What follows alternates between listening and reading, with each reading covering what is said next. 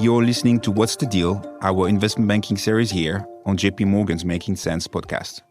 I'm your host, Thibaud De Maria, Head of Green Economy Banking for EMEA, JP Morgan's mid-cap coverage team of the clean energy space.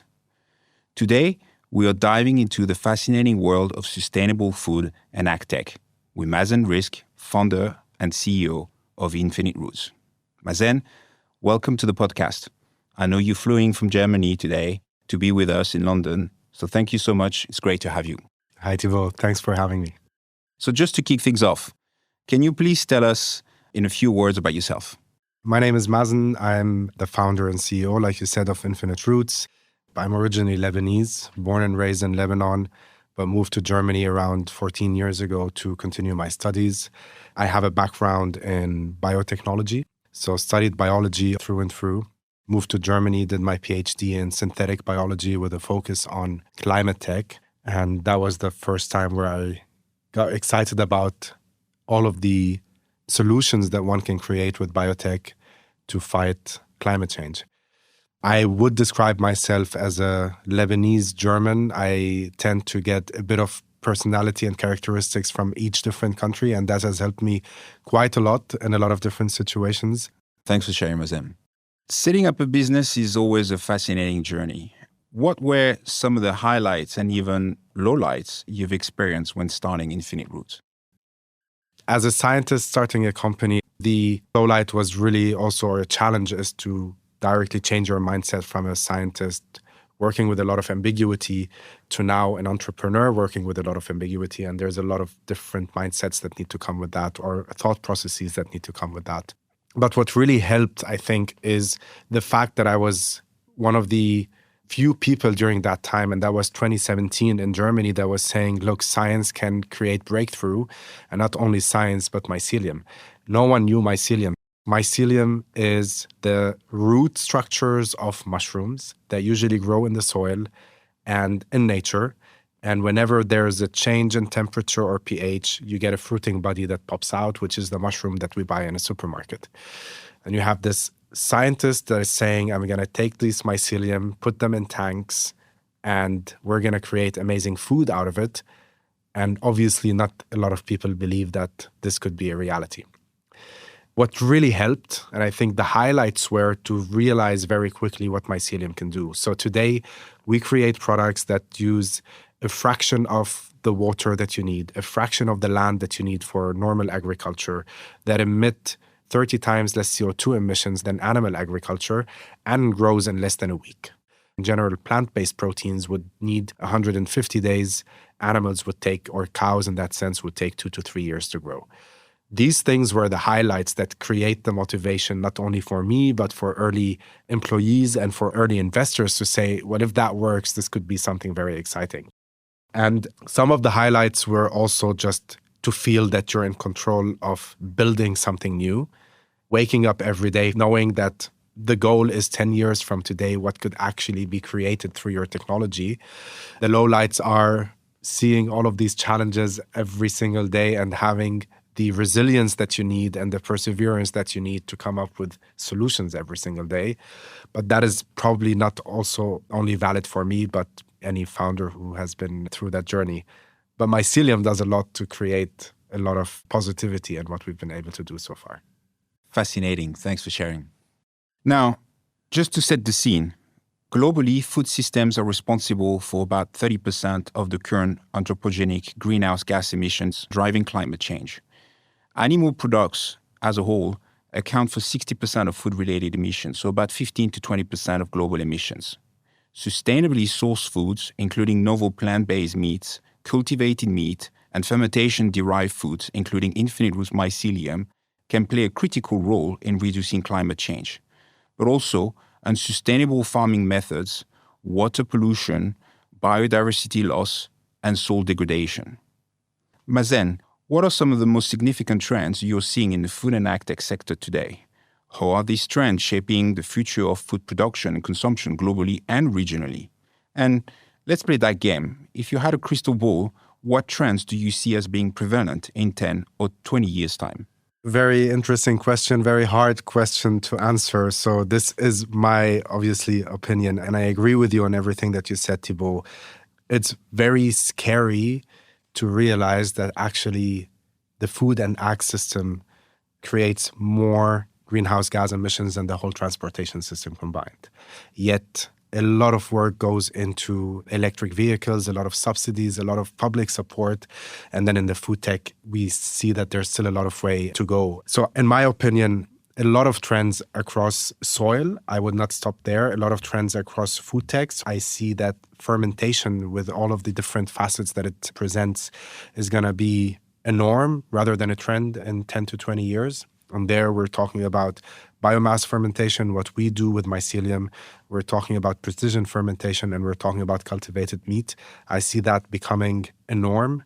But I also would look at water and anything around water tech as potentially super exciting to look at and super relevant and critical to look at. Today, there are wars in the world that are being created because of water, and I very, very deeply believe that the next innovations in water and water tech are going to become very important and critical over the next 10 to 20 years. Building on what you just discussed, let's talk about the current global challenges in food security. You and I met at COP28 in Dubai last year, and this was already a critical topic for discussion back then. How does Infinite Roots contribute to addressing the issue of global food security? What role do you see mycelium playing in transitioning into a sustainable global food system? First of all, it was great seeing you at COP28. It was not really planned till the last minute. And it's good to see that 7 months later, we're sitting and having this discussion. So that's one of the good things that came out of COP28. A lot of other things, obviously. But to your point, I think as we realize really what's happening in the world, I see that food security becomes the biggest topic over the next years. And this is not about only countries that do not have access to food in the sense of they import a lot of their food. You see Singapore coming up with strategies around 2030 and cutting down the amount of food that they want to import. The same is happening in the Middle East. But today and in 2024, I think food security takes on a different turn. I think there's a lot of shifts in weather patterns. Climate change is putting a lot of stress globally on food supply, on food production, on agriculture as a whole. And this is, for me, what I would like to understand under food security. So we see a lot of disruption happening because of weather conditions and supply chain. If you look at cacao prices in West Africa, if you look at orange prices, if you look at olive oil and olive prices in Southern Europe, the yields of these crops are going down, and with that, the prices are going up. And that, for me, tells me only one thing. There needs to be new, resilient technologies put in place to ensure that over the next 20 to 30 years, you can create an accessible, a sustainable, and hopefully at some point in time, an equitable food system. I strongly believe, coming from the background of biotech, that this is the most pivotal thing biotech will be able to do. How do we use biotech to create that security and that resilience? And to that sense, what we've been able to build at Infinite Roots, and what I think a lot of other companies have been able to do, is to say, if we think about fermentation in a different way, if we think about production of food in a different way, we can basically take any tank in the world, add water, add nutrition to it, put in our microorganisms, which are the powerhouses of food production in the future, and then you can produce food in a very limited amount of time. So today you would use way less resources to produce the same amount of food that you would need. You would need way less time. You are emitting way less CO2 emissions. And then you are able to create food that is dense in nutrition and that has very high quality, that is being produced 24/7, irrespective of any climate changes around you, irrespective of flood or different weather conditions that happen anywhere in the world. I think this is, at the end of the day, what biotech is able to do. I don't think the discussions need to be too much around meat mimicking and alternative proteins, rather than saying biotech can create solutions for the next generations. And how do you do it in a way that solves the problems that are happening today? This is where I think the world is heading. This is where I spending most of my energy trying to answer these questions. And this is how we've built our technology at Infinite Roots to be able to solve these problems. Let's dive deeper now. And you've touched on some of those already. What are some of the biggest challenges Infinite Roots has faced in scaling its technology and business? To begin with, probably the first year, the biggest challenge was to be able, as a scientist, to think, how do you start a company? How do you do it in Europe? How do you find the mentality to build a company? And how do you convince people around you that you as a scientist can build technologies that can answer certain problems or big challenges in the world? But the moment I was able to do that, the challenges became different. And today, if we look at it, challenges that we're facing that I think a lot of other companies in our space are facing, I would boil down to 2 or 3. One is the technology can be amazing, but the difficulty is how do you scale it up? Usually with fermentation, you need a lot of CapEx investments, heavy investments to build facilities. These are investments that maybe do not come very often, especially given the economic challenges that we've been living through over the last couple of years. So scaling your technology from a technological perspective, but also from an economic perspective, is a challenge. That is something that we've been able to deal with very well, and happy to talk about that later. The other one is going through regulations and the difficulties that potentially regulations can pose on startups, where there is not always a unified way of looking at regulations in food. You have the US that looks at regulations in a certain way, you have Europe, and then you have Asia. So being able to sell a product means that your product needs to be meeting certain requirements, and going through the hurdles of regulations with the bureaucracy that it presents can be very also challenging. And then the third one is we're today creating a completely new ingredient that has never existed before. How do you convince the consumers, and how do you create that market? These are challenges that not necessarily are only there for food, but become highlighted, especially with the market acceptance and regulation for food. We've been able to go through them very nicely in the company. We decided to stay lean and focus really to create entrepreneurial solutions around these things. Today, we're very happy that we've been able to scale up to industrial scale. We have partners that allow us to do that in a very asset-light model. Instead of spending money to build facilities, we can use existing facilities, and we've proven that at scale. We have regulatory frameworks that have accepted our products globally, and we already see demand very highly for mycelium. And this is where the choice of using mushrooms rather than other microorganisms really helped us, because anyone you talk to in the world knows what mushrooms are. Anyone would know what you could do with mushrooms, how the emotional connection to mushroom is. And this has helped us in creating market acceptance. That's a great point. Now, shifting gears a bit, Infinite Roots raised close to $60 million in a Series B earlier this year. What were some of the key challenges you faced during the raise? What advice would you give other funders who are trying to raise capital in the current market environment?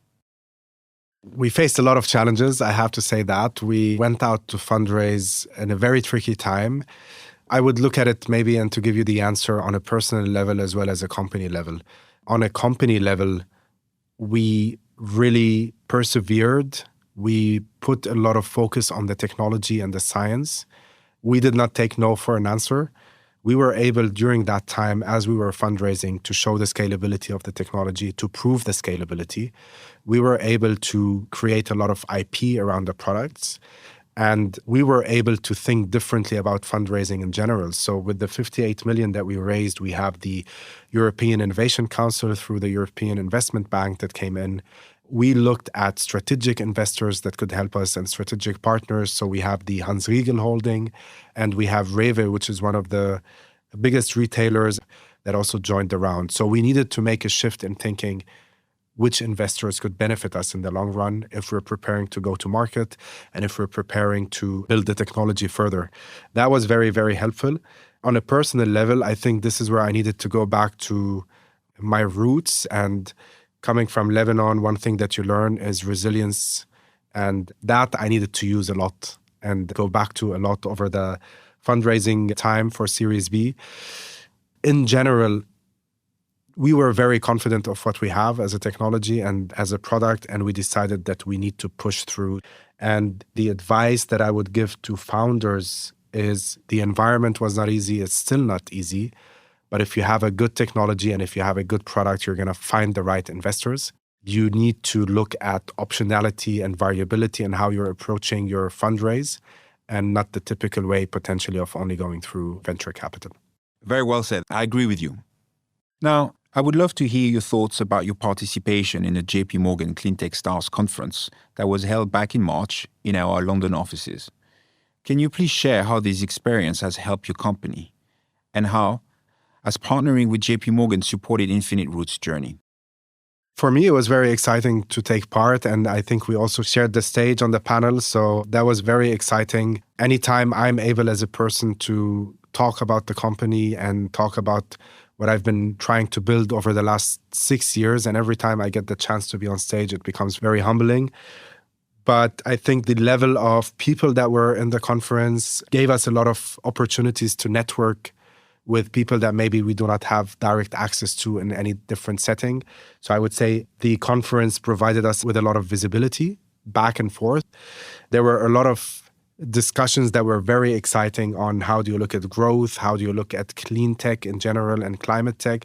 So it also allowed us to listen to other startups that have maybe done things that we aspire to do, to also see what is the future holding for us. And then connection to a lot of partners that we're still talking to today from March. These were things that were really very exciting. It felt like a very small and exclusive conference and event that happened that also allowed us to tell our story in a very nice way. And obviously through that, the support and the relationship that we've been able to build with JP Morgan has been very exciting for us as a dynamic young startup. Thanks, Mazen. I would like to take this opportunity to mention to our listeners that our Cleantech Stars event is now global, as we will be hosting this event in New York in September. Finally, based on your experience, what strategic advice would you give to companies in the food and agtech sector, and more broadly across the clean energy space, that are looking to innovate, grow, and have an impact? A few things that I would want to mention that have helped us, and I'm a huge fan of succeeding by learning and by failing. We had to look at innovation as the core of the company. And when we did that, we realized that we can create projects that can be funded separately, that benefit the company in the long run. So how do we create pockets of investments that help us push through, even if it's on project-based investments? We realized that in the long run, innovation is what's going to create the change. But in the short term, you need to create market accessibility. You need to create the demand.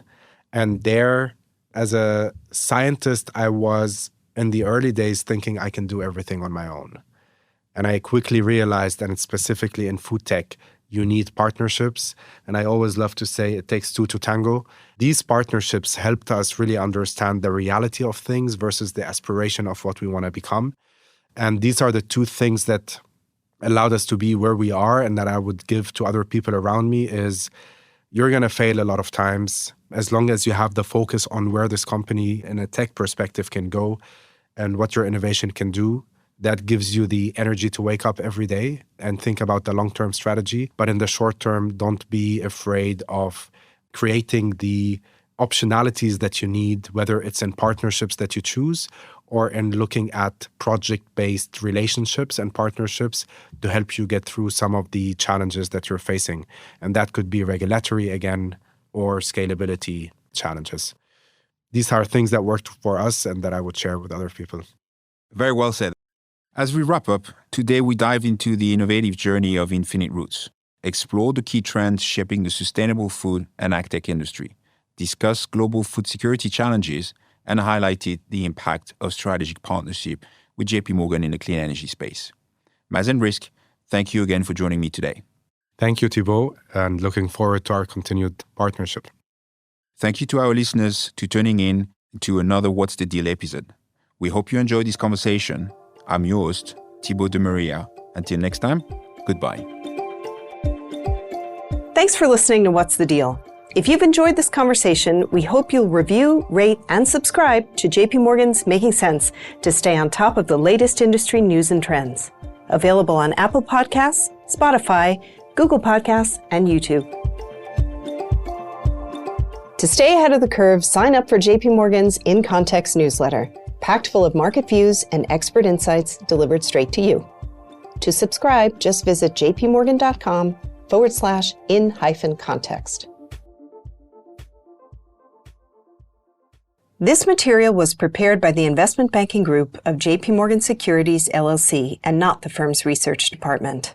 It is for informational purposes only and is not intended as an offer or solicitation for the purchase, sale, or tender of any financial instrument.